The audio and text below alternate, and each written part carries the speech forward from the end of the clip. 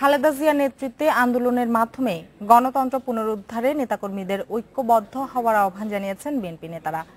তাদের অভিযোগ, ভোটারবিহীন নির্বাচনে আসন ভাগাভাগির মাধ্যমে সরকার গঠন করে আওয়ামী লীগ আবারও গণতন্ত্র হত্যা করেছে।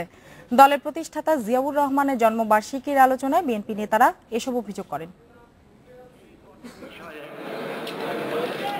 বিএনপির প্রতিষ্ঠাতা প্রয়াত রাষ্ট্রপতি জিয়াউর রহমানের ৭৮তম জন্মবার্ষিকী উপলক্ষে জাতীয় প্রেস ক্লাবে আয়োজিত আলোচনা সভায় দেশের বর্তমান রাজনৈতিক প্রেক্ষাপট ও জিয়াউর রহমানের কর্মময় জীবনের নানা দিক তুলে ধরেন বক্তারা।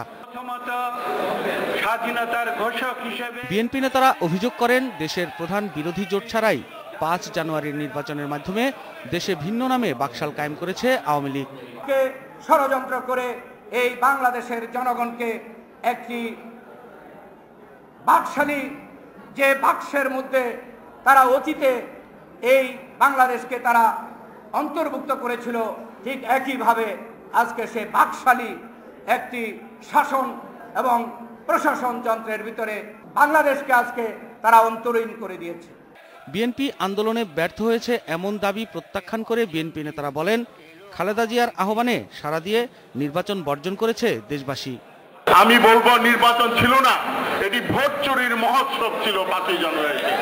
বাংলাদেশের গণতন্ত্রে সবচেয়ে বড় কলুষিত দিন ছিল ৫ই জানুয়ারি।